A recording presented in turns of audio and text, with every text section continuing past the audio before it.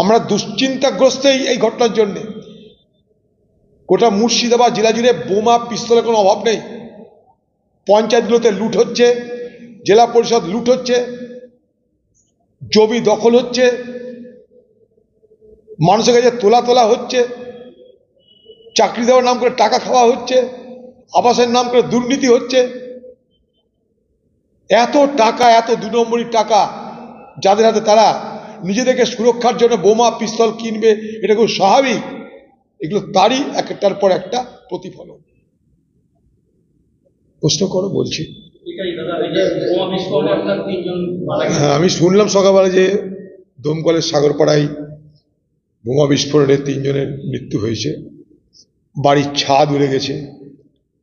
এগুলো তো পটকা না দিদি, নিশ্চয়ই জানেন, পুলিশ মন্ত্রী যেহেতু। দিদি, এগুলো পটকা নয়। আর এগুলো যে কত বড় বিস্ফোরণ সেটা জানলেও আপনার পুলিশ তো তদন্ত করবে না, ফলে মানুষও জানবে না।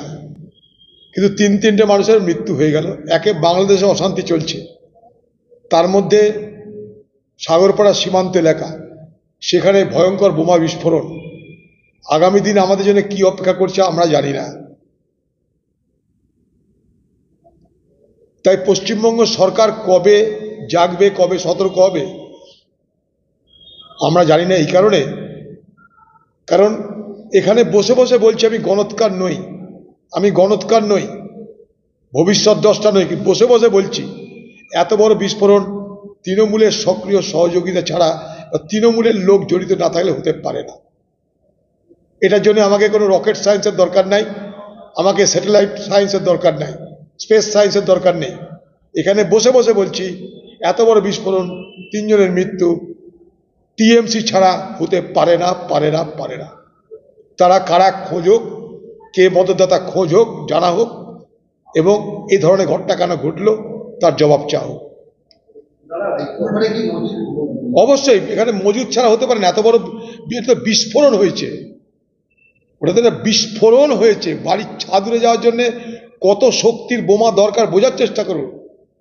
যেখানে বাড়ির ছাদ উড়ে যাচ্ছে সেখানে কত শক্তির বোমা দরকার বোঝার চেষ্টা করুন। এরা কারা? তৃণমূল কাদের মদত করছে? তৃণমূল কাদের প্রশ্রয় দিয়েছে? আমরা দুশ্চিন্তাগ্রস্ত এই ঘটনার জন্য। গোটা মুর্শিদাবাদ জেলা জুড়ে বোমা পিস্তলের কোনো অভাব নেই। পঞ্চায়েতগুলোতে লুট হচ্ছে, জেলা পরিষদ লুট হচ্ছে, জমি দখল হচ্ছে, মানুষের কাছে তোলা হচ্ছে, চাকরি দেওয়ার নাম করে টাকা খাওয়া হচ্ছে, আবাসের নাম করে দুর্নীতি হচ্ছে।